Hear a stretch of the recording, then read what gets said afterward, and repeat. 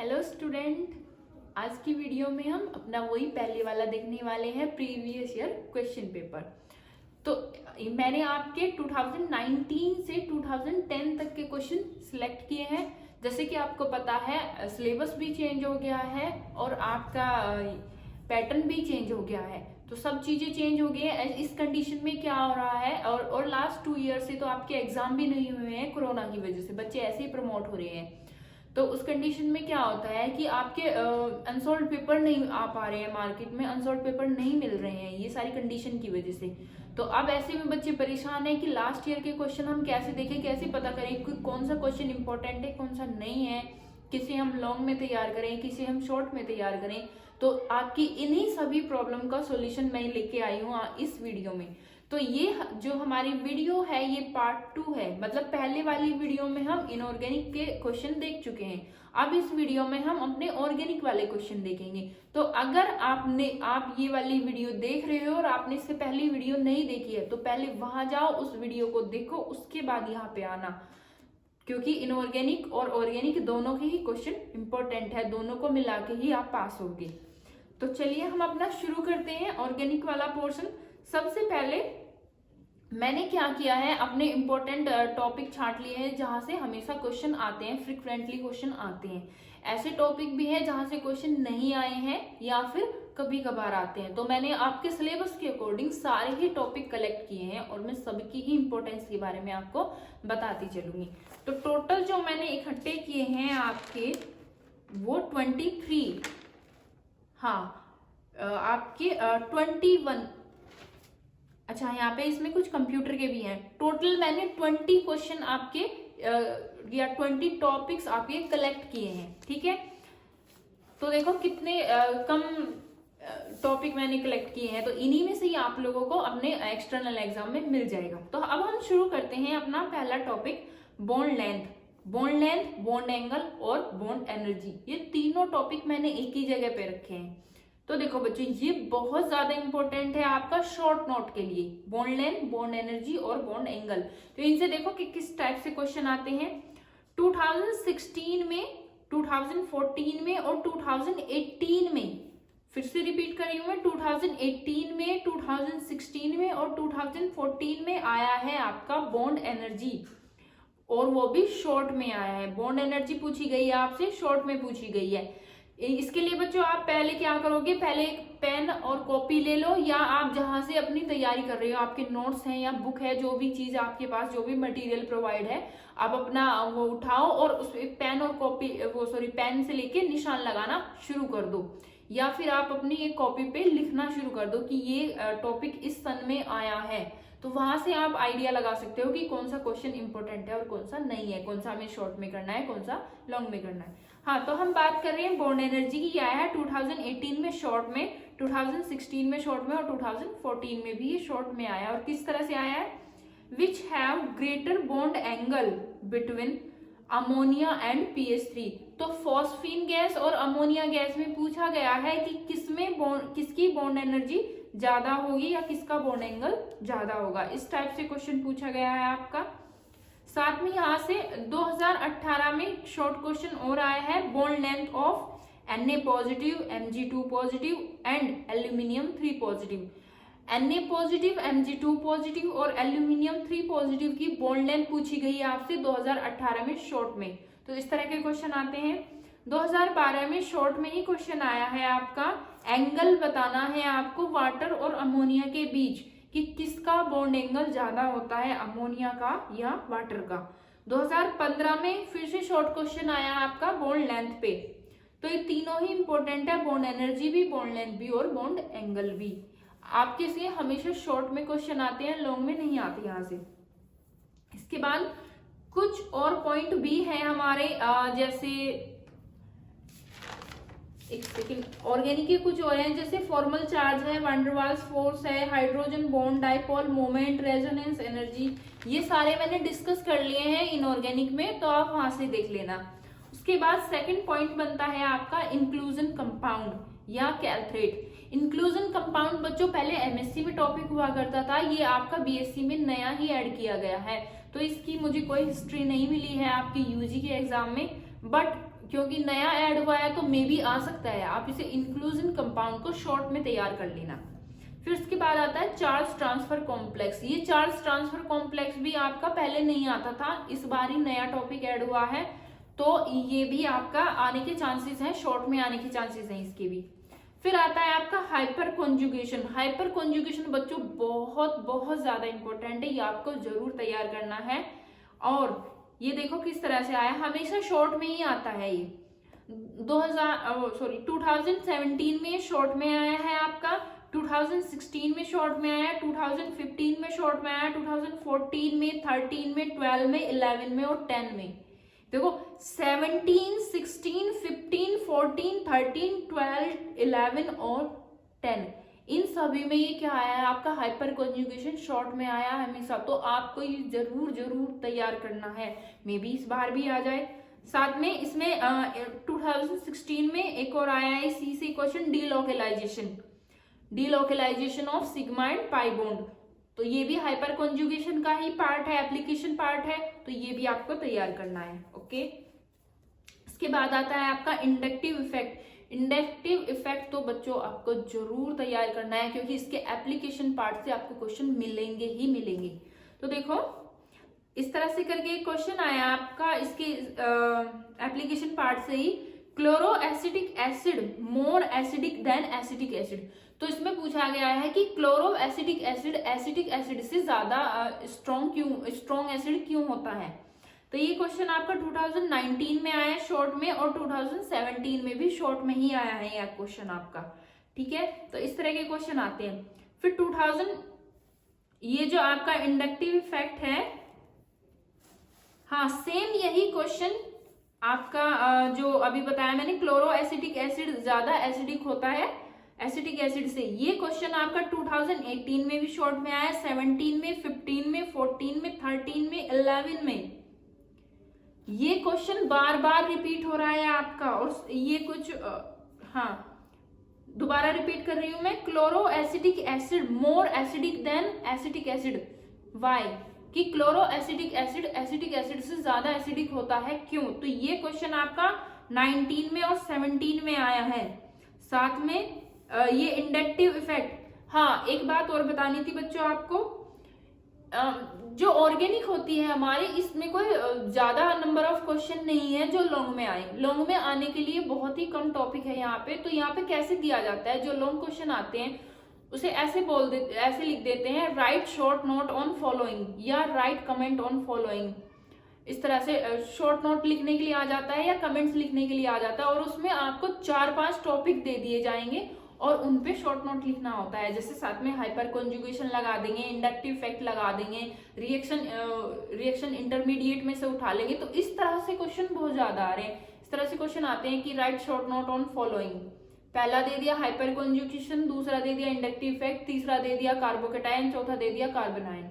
या तो उन चारों के आप लिखने के लिए दे देंगे शॉर्ट नोट, या फिर किन्हीं 3 पे दे देंगे। इस तरह से आते हैं। तो इस तरह से आपका इंडक्टिव इफेक्ट आया है शॉर्ट में करके, 2018 में आया है, 17 में आया, 15 में आया, 14 में आया, 13 में आया और 11 में आया। तो देखो कितना ज्यादा इंपॉर्टेंट है, शॉर्ट नोट लिखने के लिए आया है इस पे, इंडक्टिव इफेक्ट पे। फिर उसके बाद आता है 2010 में क्वेश्चन आया है शॉर्ट में ही, acetic acid is more stronger acid than propanoic acid. तो ये पूछा गया है कि एसिटिक एसिड प्रोपेनोइक एसिड से ज्यादा स्ट्रॉन्ग एसिडिक होता है, क्यों। ये क्वेश्चन आपका 2010 में पूछा गया था। और साथ में यही सेम क्वेश्चन आपका 2013 में भी पूछा गया है और 2010 में भी पूछा गया है। ठीक है, तो इंडक्टिव इफेक्ट आपको जरूर करना है। उसके बाद आता है आपका इलेक्ट्रोमैग्नेटिक इफेक्ट। इलेक्ट्रोमैग्नेटिक इफेक्ट इतना ज्यादा इंपॉर्टेंट नहीं है आपका, ये 2016 में एक ही बार इससे क्वेश्चन आया है 2016 में, वो भी शॉर्ट में, कि CH3NH2 मोर बेसिक देन NH3, मतलब मैथिल एमीन अमोनिया से ज्यादा बेसिक होता है, क्यों। इस तरह से क्वेश्चन आया है आपका 2016 में शॉर्ट में। इसके अलावा इससे और कोई क्वेश्चन नहीं आया। मीजोमेरिक इफेक्ट अब तक नहीं आया है आपका पेपर में, तो वो देख लेना आपको कैसे तैयार करना है। फिर से रिपीट कर रही हूँ, मीजोमेरिक इफेक्ट अब तक नहीं आया है आपके पेपर में। फिर उसके बाद आता है homolytic and heterolytic fission. Homolytic and heterolytic fission ये 2019 में शॉर्ट में आया है और 2013 में भी शॉर्ट में ही आया है, homolytic and heterolytic fission. Okay, उसके बाद चलते हैं अपना अगला टॉपिक है electrophilic and nucleophilic reagent. Electrophilic and nucleophilic reagent ये भी आपके अच्छे क्वेश्चन है, आपको तैयार करने चाहिए, क्योंकि जब तक ये तैयार नहीं होंगे आपके तो आप अपनी सब्स्टिट्यूशन रिएक्शन या एडिशन रिएक्शन, एलिमिनेशन रिएक्शन ये नहीं कर पाओगे जब तक आपको रिएजेंट के बारे में नहीं पता होगा। ठीक है, तो देखो आपका न्यूक्लियोफिलिक रिएजेंट आया है 2018 में शॉर्ट में। फिर उसके बाद दोनों ही आए हैं, इलेक्ट्रोफिलिक भी और न्यूक्लियोफिलिक भी 2017 में और 14 में शॉर्ट में ही पूछे गए हैं आपसे। फिर अगला टॉपिक आता है हमारा सब्स्टिट्यूशन रिएक्शन। सब्स्टिट्यूशन रिएक्शन बच्चों आप जरूर करोगे और लॉन्ग में ही करोगे। फिर से मैं रिपीट कर रही हूँ, सब्स्टिट्यूशन रिएक्शन लॉन्ग में करना है आपको, ये बहुत बहुत ज्यादा इंपॉर्टेंट क्वेश्चन है। देखो 2019 में ये लॉन्ग में आया है, 2018 में शॉर्ट में आया है। और कैसे आया है, nitration of benzene, nitration of benzene करके ये आया है, सब्स्टिट्यूशन का ही पार्ट होता है ये भी, इसे बोल देते हैं न्यूक्लियोफिलिक सब्स्टिट्यूशन रिएक्शन। अब आता है हमारा 2018 में शॉर्ट में आया है आपका difference between SN1 and SN2 reaction. Okay, फिर 2017 में ये आपका सब्स्टिट्यूशन रिएक्शन लॉन्ग में आया है, 14 में लॉन्ग में आया है, 12 में लॉन्ग में आया और 11 में भी लॉन्ग में आया है। तो देखो कितनी बार ये लॉन्ग में आ चुका है, 2019 में, 17 में, 14 में, 12 में और 11 में। उसके बाद अपना नेक्स्ट पॉइंट चलते हैं एडिशन रिएक्शन। अब एडिशन रिएक्शन में आपका मार्कोनिकोव बहुत ज्यादा इंपॉर्टेंट है बच्चों, बहुत ही ज्यादा इंपॉर्टेंट है। मार्कोनिकोव रूल आपका 2018 में आया है शॉर्ट में, 17 में आया है और 14 में आया है, 3 साल तक ये शॉर्ट में आया है आपका। उसके बाद आता है 2016 में शॉर्ट में आया है आपका addition of alkene. Addition of alkene करके क्वेश्चन आया है। ठीक है, उसके बाद आता है हमारा 2015 में शॉर्ट में आया है एंटी मार्कोनिकोव रूल। तो एंटी मार्कोनिकोव रूल भी आपको पढ़ के जाना है और मार्कोनिकोव रूल भी पढ़ के जाना है। इसके अलावा एडिशन रिएक्शन अभी तक आपका लॉन्ग में नहीं आया है, लेकिन आप फिर भी, मैं पर्सनली आपको बोलूंगी कि फिर भी आप इसे लॉन्ग के लिए तैयार करके जाएं। आता है आपका एलिमिनेशन रिएक्शन। एलिमिनेशन रिएक्शन में एक क्वेश्चन है जो आपका बार बार रिपीट हो रहा है और वो है dehydration of alcohol. Dehydration of alcohol, ये बच्चों ये पॉइंट आप जरूर पढ़ के जाओगे। एलिमिनेशन रिएक्शन आप लॉन्ग में तैयार करने की नीड नहीं है, इतना ज्यादा नहीं आता है, बट ये पॉइंट डिहाइड्रेशन ऑफ अल्कोहल ये 2019 में आया है, 17 में आया है, 16 में आया और 15 में भी आया है। लगातार 4 सालों तक आया है ये आपका डिहाइड्रेशन ऑफ अल्कोहल।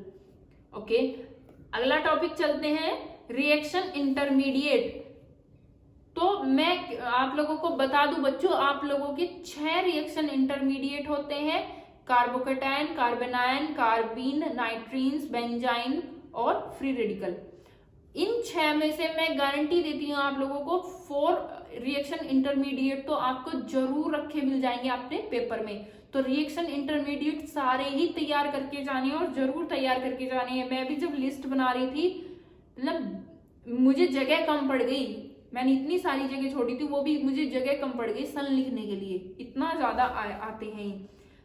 और ये कैसे आते हैं, आपको इन पे शॉर्ट नोट लिखने को आता है कि ऐसे दे देंगे, जो अभी अभी मैंने आप लोगों को बताया था कि कोई भी क्वेश्चन दे देंगे, डिस्कस द फॉलोइंग ऐसे करके दे देंगे, या right short note on following, right comment on following, इस तरह से आपको दे देंगे। जैसे कार्बोकेटायन दे दिया, कार्बोनाइन दे दिया, नाइट्रीन्स दे दिया, साथ में बेंजीन दे दिया, या 3 दे दिए कोई उठा के, या इनके साथ में फर्स्ट चैप्टर से आपका कुछ भी रख दिया, तो इस तरह से आते हैं। बाकी कम से कम 3 या 4 तो जरूर मिल जाएंगे आपके पेपर में आपको ही। तो देखो 2019 में शॉर्ट में आया है कार्बोकेटायन, उसके बाद 2018 में शॉर्ट में आया है कार्बेनाइन, 2018 में लॉन्ग में आया है कार्बीन्स। कार्बीन्स लॉन्ग में आता है, शॉर्ट में भी आ जाता है, ऐसी बात नहीं है। 2018 में शॉर्ट में आया है बेंजाइन। 17 में लॉन्ग में आया है, मतलब लॉन्ग क्वेश्चन आया है, आपको 4 दिए हुए थे, कार्बोनाइन, कार्बीन, नाइट्रीन्स और कार्बोकैटायन। 4 दिए हुए थे, चारों पे शॉर्ट नोट लिखने थे, कार्बोनाइन, कार्बीन, नाइट्रीन और कार्बोकैटायन। ऐसे ही 2016 में शॉर्ट में आया है आपका कार्बोनाइन, फिर 2015 में शॉर्ट में आया है आपका कार्बीन, 2015 में ही शॉर्ट में आया है आपका कार्बोकैटायन, 2014 में शॉर्ट में आया है कार्बोकैटायन, फिर से 2014 में शॉर्ट में आया है आपका कार्बोनाइन और फ्री रेडिकल। 2013 में शॉर्ट में ही आया है आपका कार्बोकैटायन और नाइट्रीन। 2011 में शॉर्ट में आया है आपका कार्बोकैटायन और कार्बोनाइन, नाइट्रीन और कार्बीन। मतलब ये चारों दे रखे हैं, दैट मीन्स ये एक लॉन्ग क्वेश्चन होगा। 2010 में फिर से आया है आपका लॉन्ग क्वेश्चन ही, कार्बीन, कार्बोकैटायन, नाइट्रीन और कार्बोनाइन, इस तरह से। तो ऐसे 4-4 के आपको दे देते हैं, या 3 भी दे देते हैं, या 1-2 रिएक्शन इंटरमीडिएट रख देंगे साथ में। फर्स्ट चैप्टर से इंडक्टिव इफेक्ट, हाइपर कॉन्जुगेशन या रेजोनेंस टाइप कुछ भी उठा लेंगे, उन पे शॉर्ट नोट लिखने के लिए दे देंगे। कहने का मतलब ये है, रिएक्शन इंटरमीडिएट आपको एक भी नहीं छोड़ना है, स्पेशली कार्बोकैटायन, कार्बोनाइन, कार्बीन, नाइट्रीन्स और बेंजाइन। फ्री रेडिकल फिर भी कम आ रहा है इन सब के मुकाबले, लेकिन आपको ये भी करके जाना है, ठीक है। अब आते हैं हम स्टीरियोकेमिस्ट्री में। स्टीरियोकेमिस्ट्री में जो स्ट्रक्चरल आइसोमेरिज्म है, जो 6 टाइप की होती हैं, ring isomerism, chain isomerism, functional group isomerism, tautomerism, metamerism और रिंग चेन आइसोमेरिज्म, ये 6 होती हैं आपकी। तो इनमें से बाकी तो इतनी ज्यादा नहीं आती हैं, लेकिन टोटोमेरिज्म और मेटामेरिज्म ये ज्यादा इंपॉर्टेंट है, ये दोनों आप अच्छे से पढ़ के जाना। वैसे आई तो नहीं है ये अभी तक, मैं जब पीछे के क्वेश्चन देख रही थी तो उनमें मुझे कहीं पे भी नहीं मिली है ये, लेकिन फिर भी मैं पर्सनली आप लोगों को बोल रही हूँ कि मेटामेरिज्म और टोटोमेरिज्म करके जाना। उसके बाद हमारा नेक्स्ट क्वेश्चन बनता है ऑप्टिकल आइसोमेरिज्म। बच्चों इस पे लिख दो 2022। ये क्वेश्चन बहुत ही ज्यादा इंपॉर्टेंट है, कितने ज्यादा सन लिखे हुए हैं। अब देखो 2019 में शॉर्ट में आया है, ऐसे आया है, रेसिमिक और मीजोफोम। रेसिमिक और मीजोफोम पे शॉर्ट नोट लिखने के लिए आया है। फिर 2019 में आपका लॉन्ग क्वेश्चन आया है ऑप्टिकल आइसोमेरिज्म पे। 2018 में शॉर्ट में आया है थ्रियो और एंथ्रियो, थ्रियोज और एंथ्रियोज कन्फर्म फॉर्म पे लिखने के लिए आया है। यही सेम क्वेश्चन आपका 2015 में आया, 2014 में आया है, ठीक है। तो देखो कितना ज्यादा आ रहे हैं आपके थ्रियोज और इरिथ्रोज, ओके। उसके बाद हम बात करते हैं आगे। 2018 में शॉर्ट में आया है आपका इनेंशियोमर्स और डायस्टीरियोमर्स। इनेंशियोमर और डायस्टीरियोमर्स के बारे में आपको बताना था। 2018 में और 2017 में शॉर्ट में आया है आपका टार्ट्रिक एसिड पे। टार्ट्रिक एसिड की ऑप्टिकल आइसोमेरिज्म को आपको एक्सप्लेन करना था। 2016 में ऑप्टिकल आइसोमेरिज्म लॉन्ग में आया है। 2015 में शॉर्ट में फिर से आया है इनेंशियोमर्स और डायस्टीरियोमर्स। 2015 में लॉन्ग में फिर से आया है ऑप्टिकल आइसोमेरिज्म पूरा करने के लिए। 2014 में भी लॉन्ग में आया है। 2013 में शॉर्ट में आया था आपका डायस्टीरियोमर्स के बारे में बताना था आपको। ऐसे 2013 में फिर से लॉन्ग में आया है ये आपका ऑप्टिकल आइसोमेरिज्म पे। फिर 2013 में ही शॉर्ट में आया था आपका आरएस नोमेनकल्चर, और 2011 में लॉन्ग में फिर से आया है आपका ये ऑप्टिकल आइसोमेरिज्म। साथ में 2011 में और 2010 में शॉर्ट में आया है इनेंशियोमर्स पे लिखने के लिए आया है, मतलब शॉर्ट नोट देना है आपको। और साथ में 2010 में फिर से लॉन्ग में आया है आपका ऑप्टिकल आइसोमेरिज्म। तो देख रहे हो कितना ज्यादा आ रहा है यहाँ से। तो एक तो आपको ऑप्टिकल आइसोमेरिज्म बहुत ही अच्छे से तैयार करना है और लॉन्ग में तैयार करना है। इसके कोई भी पार्ट आपको नहीं छोड़ने हैं, फिर चाहे वो डायस्टीरियोमर्स हो, इनेंशियोमर्स हो, थ्रियोज फॉर्म हो, इरिथ्रोज फॉर्म हो, कुछ भी हो, ये चारों चीजें आपको रटनी है बहुत अच्छे से। और ये जितने भी टार्ट्रिक एसिड होता है, फ्यूमेरिक एसिड होता है, और जितने भी ये आपके एसिड हैं ये सारे आपको तैयार करने हैं। सिट्रिक एसिड है, सब कुछ, मीजोफॉर्म और डेक्स्ट्रोरोटेटरी फॉर्म, लीवोरोटेटरी फॉर्म, सब कुछ आपको इसमें बहुत ही अच्छे से तैयार करना पड़ेगा, क्योंकि ये चैप्टर ही खुद इतना ज्यादा इंपॉर्टेंट है। कभी कभी तो ये जो ऑप्टिकल आइसोमेरिज्म वाला है, अब आप खुद ही देखो, अगर ये लॉन्ग में आ जाता है तो 22.5 नंबर्स तो वहां से हो गए एक ही लॉन्ग क्वेश्चन के। साथ में शॉर्ट में भी ऐसा होता है कई बार तो कि एक लॉन्ग क्वेश्चन आ गया या दो लॉन्ग क्वेश्चन भी आ जाते हैं इसी चैप्टर से, 2-3 तक भी देखे हैं मैंने। और साथ में क्या हो जाता है, शॉर्ट भी आ जाते हैं, 2-3 शॉर्ट भी आ जाते हैं। तो टोटल इस चैप्टर का ही वेटेज अगर पहले 50 का होता था तो 30 के पास पहुंच जाता था।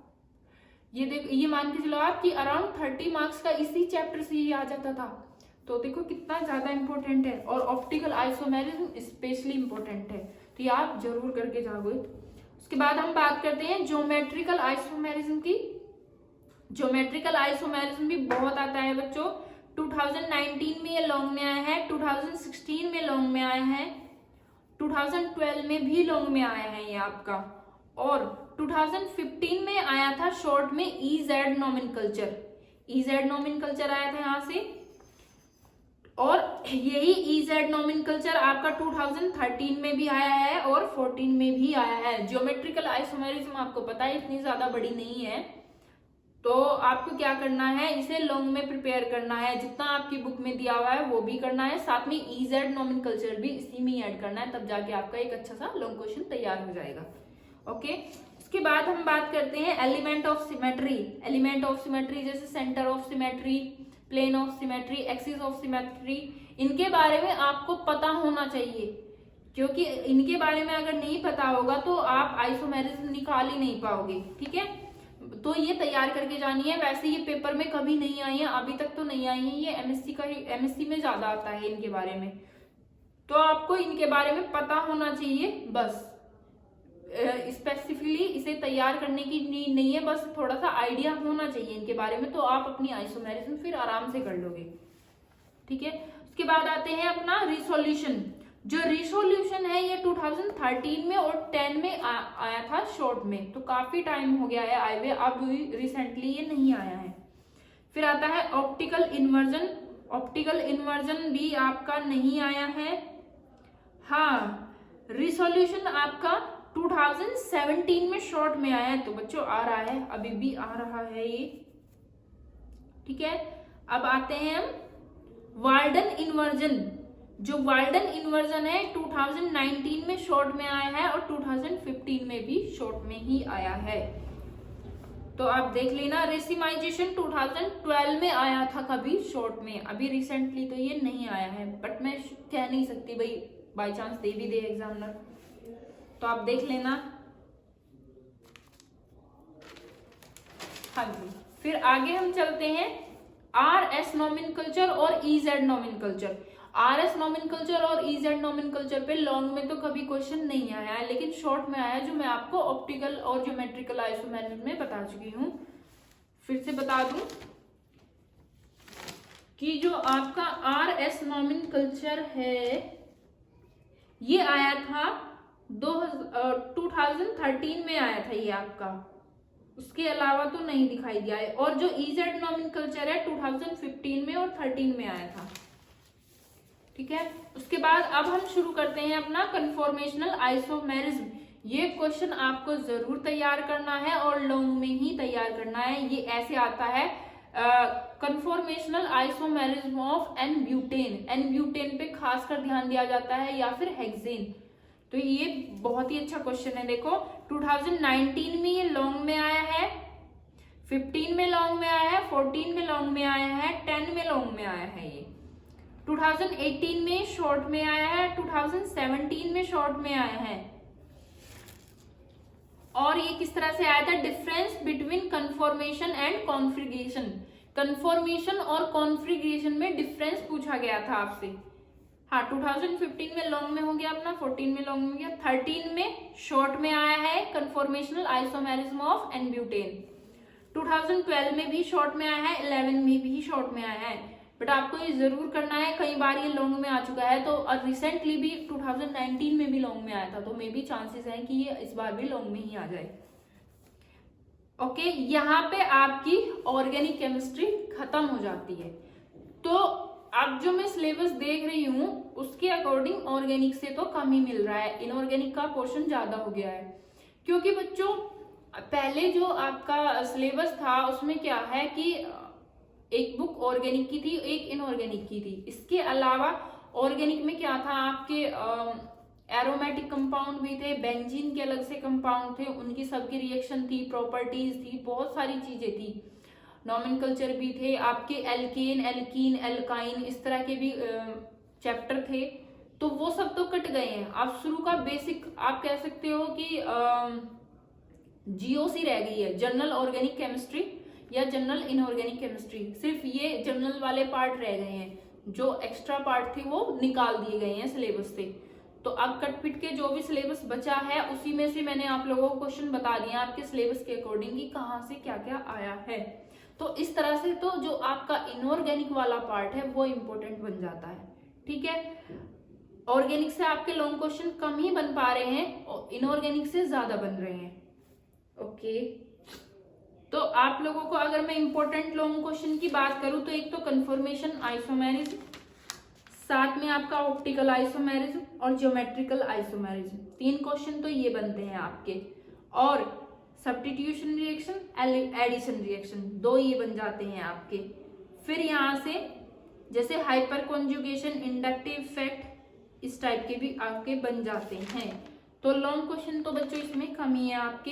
हाँ, यहाँ पे लॉन्ग क्वेश्चन इस तरह से बनेंगे कि right short note on following, right, इस तरह से जो मैंने अभी अभी आप लोगों को बताया था। छोटे छोटे जो पॉइंट है यहाँ पे, जो छोटी छोटी सी क्वेश्चन है, उनको मिला के एक लॉन्ग बना दिया जाए, इस तरह से लॉन्ग क्वेश्चन बनेंगे यहाँ पे। ओके, उसके बाद अब हम शुरू करते हैं अपना कंप्यूटर वाला पार्ट।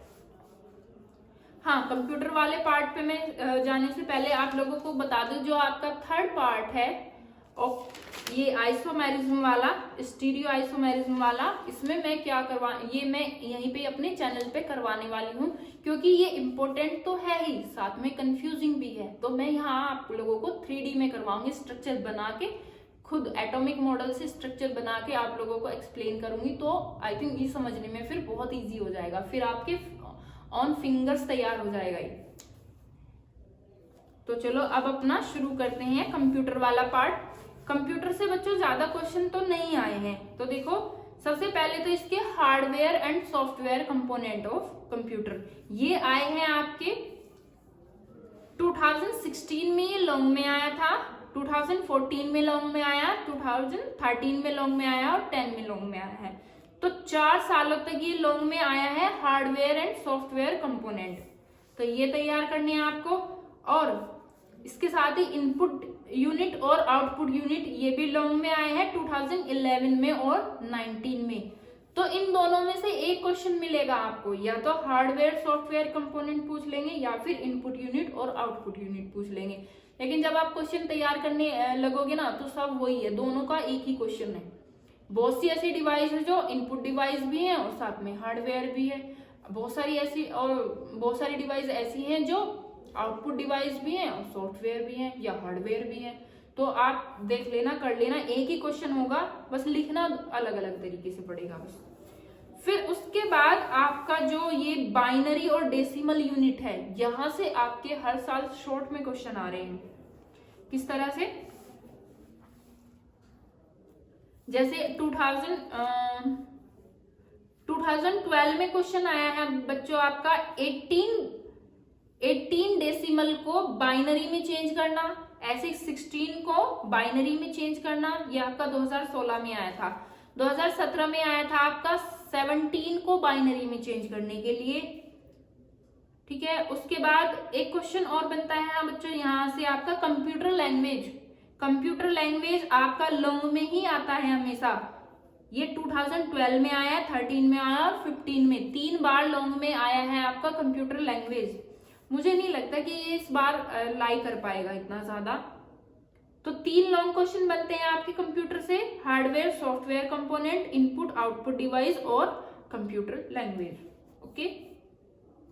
उसके बाद ये आता है बाइनरी को डेसिमल में चेंज करना है और डेसिमल को बाइनरी में चेंज करना है। ये मोस्टली हर साल ही आया हुआ है।